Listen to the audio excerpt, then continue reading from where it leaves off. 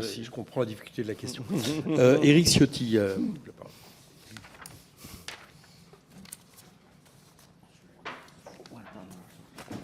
Merci, Monsieur le Président, Monsieur le Directeur Général. Quelques questions. Bon, les travaux de notre commission d'enquête visent à comprendre un phénomène d'une ampleur extrêmement forte, peut-être pas inédite, mais en tout cas extrêmement forte entre les prévisions et l'exécution budgétaire. J'ai bien entendu naturellement la définition des missions de l'INSEE que vous avez rappelé, mais pour vous, cet écart qui, en montant, peut s'évaluer à une différence de près autour de 50 milliards d'euros, ce qui est considérable. Il y a trois familles de réponses. Il y a une mauvaise prévision politique, en tout cas, la construction d'un budget qui ne tenait pas compte des alertes, des notes. Il y en a eu, ça c'était le fruit des auditions précédentes, donc c'est un choix politique qui ne relève pas de vous.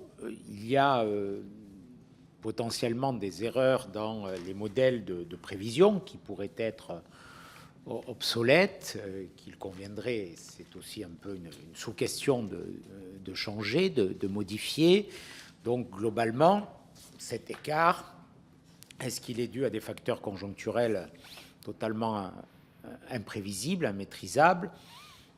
Sur les recettes, vous avez évoqué ces pistes. Est-ce qu'il est dû à des erreurs statistiques ou est-ce qu'il est dû à des fautes politiques? Excusez-moi. Bien. Alors, donc là, on est sur 2024, monsieur le rapporteur, et donc 50 milliards, c'est l'écart à peu près entre les 4,4 points de PIB du projet de loi de finances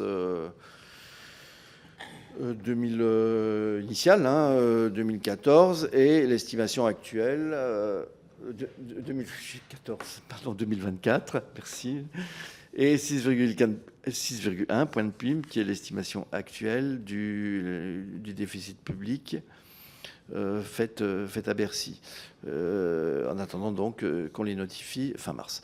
Donc c'est à peu près 50 milliards. Sur ces 50 milliards, on isole les 4 milliards qui sont dus au changement de base de la comptabilité nationale dont j'ai parlé précédemment.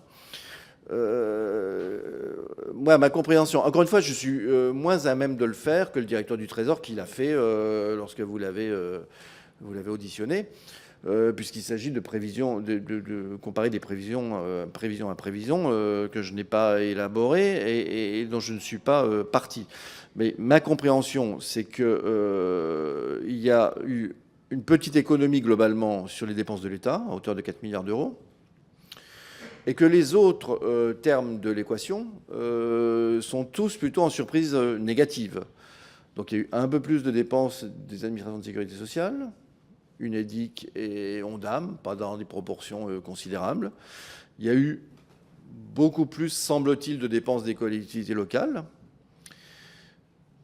Il y a eu, ça c'est pour les dépenses, et côté recettes, il y a un peu moins de tout.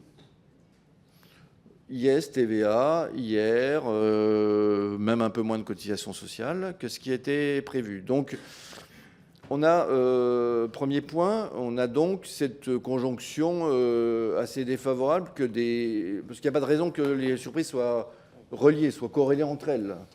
Et donc, manque de chance, je dirais, la plupart, à part sur les dépenses de l'État, tombent du mauvais côté. Ça n'arrive pas tous les jours.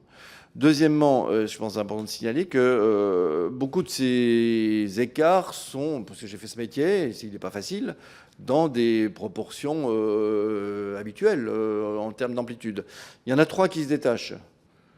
C'est les recettes d'impôt sur les sociétés, les recettes de TVA et les dépenses des collectivités territoriales, parce que je pense que dans les trois cas, on doit être de l'ordre ou au-delà des 10 milliards d'euros d'écart entre ce qui était prévu en 2014 et ce qui était prévu, en 2024 décidément, et ce qui était prévu en septembre 2023 dans le PLF 2024 et ce qu'on a aujourd'hui. Si vous regardez quand même ce qu'on a fait au Conseil des finances publiques, je signale, j'en suis membre, par la volonté des législateurs, par la volonté de cette commission. Certains d'entre vous y étaient, le rapporteur général, je pense, par la volonté précisément de Gilles Carrez et de Christian Eckart à l'époque. Hein. Et donc j'y suis membre depuis le début du Conseil des finances publiques. Donc quand vous regardez notre avis sur le PLF 2024 en septembre 2023, nous pointons un peu d'optimisme sur la croissance.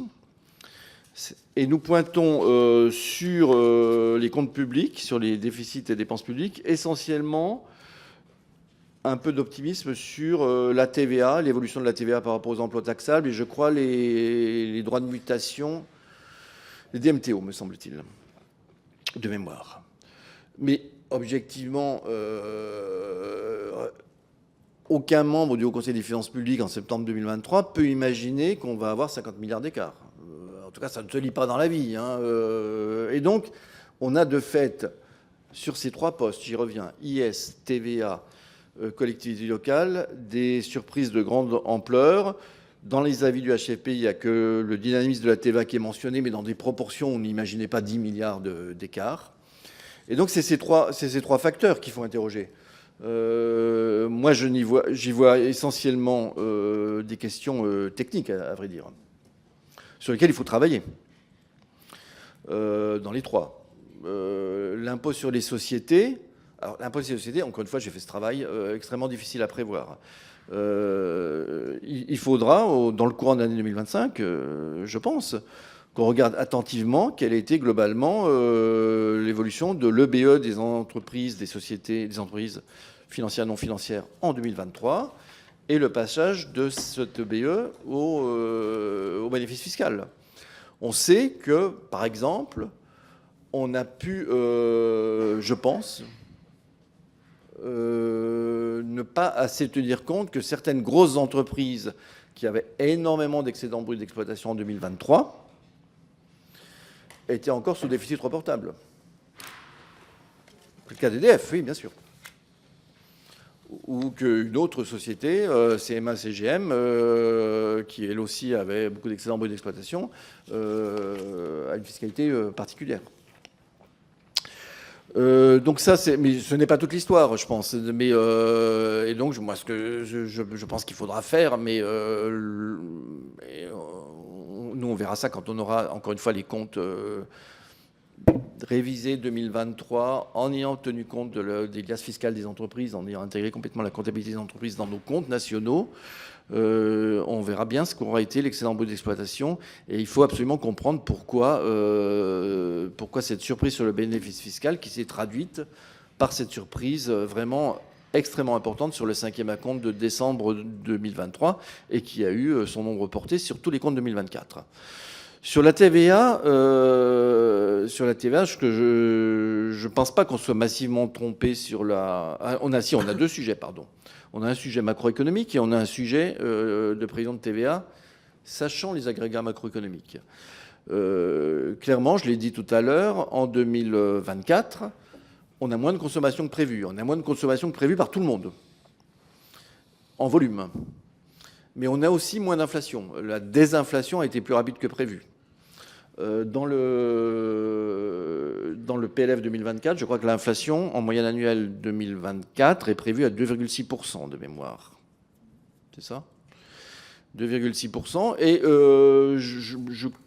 dans l'avis du HFP, on dit que c'est plausible ou je ne sais plus enfin vous vérifierez quel est le mot qui est employé. On ne dit pas que cette inflation est excessive. L'inflation en moyenne annuelle 2024, on l'a publié ce matin à l'INSEE, elle est de 2,0. Donc c'est 6 dixièmes d'écart. C'est commensurable à la surprise qu'on a sur les volumes de consommation. Il y a aussi les recettes de fiscalité indirecte, elles dépendent de la valeur de l'assiette taxable, elles dépendent non seulement du volume, mais aussi du prix. Et donc on a sous-estimé, je dirais, l'ampleur de la désinflation. Et ça, je pense, c'est aussi, me semble-t-il, une erreur commune à la plupart des conjoncturistes. Je n'ai pas vu qu'il y avait quelqu'un dans le consensus qui avait été aussi bas que prévoir 2% d'inflation seulement en 2024. Ça, donc il y a une partie de la TVA qui est liée donc à une erreur, voilà, de prévision à la fois du volume de la croissance et de l'inflation en 2024, qui est partagée quand même, me semble-t-il, par la plupart des économistes. Et puis, il y a sur la TVA un autre facteur qui est sans doute qu'on a moins de TVA que l'évolution des emplois taxables. Et ça, c'est les mouvements de restitution de crédit, etc., sur lesquels je ne saurais pas vous en dire plus, mais je vois bien qu'il y a un sujet. Troisième sujet, les collectivités locales et les dépenses des collectivités locales, qui sont une surprise. Alors encore une fois, on verra si c'est confirmé dans les comptes annuels tels qu'on les publiera dans maintenant 2 mois et demi. Mais si c'est confirmé, on a une dépense de l'investissement des collectivités locales qui est un peu élevée. Et ça, c'est la question du cycle électoral des communes. Ça arrive peut-être un peu plus tôt que ce qu'on imaginait par rapport aux mandats, aux échéances des mandats municipaux actuels. Mais on a aussi une grosse surprise sur l'ensemble des dépenses de fonctionnement des collectivités locales. Et alors même que les collectivités locales sont soumises, vous le savez bien, à la règle d'or et qu'elles ne peuvent pas s'endetter sur cette section de fonctionnement. Et ça, c'est aussi quelque chose sur lequel je pense qu'il va falloir travailler dans les mois qui viennent. Mais donc j'ai essayé de répondre sur, je pense, plutôt des erreurs de prévision qui malheureusement sont pour la plupart tombées du mauvais côté. Deuxièmement, quand même des erreurs particulièrement importantes sur 3 postes IS-TVA, collectivité territoriale. Et là-dedans, j'y vois plutôt des problèmes techniques que des problèmes politiques, mais je ne suis pas dans le secret des arbitrages qui ont eu lieu à Bercy sur l'ensemble des arbitrages du PLF 2024. Merci.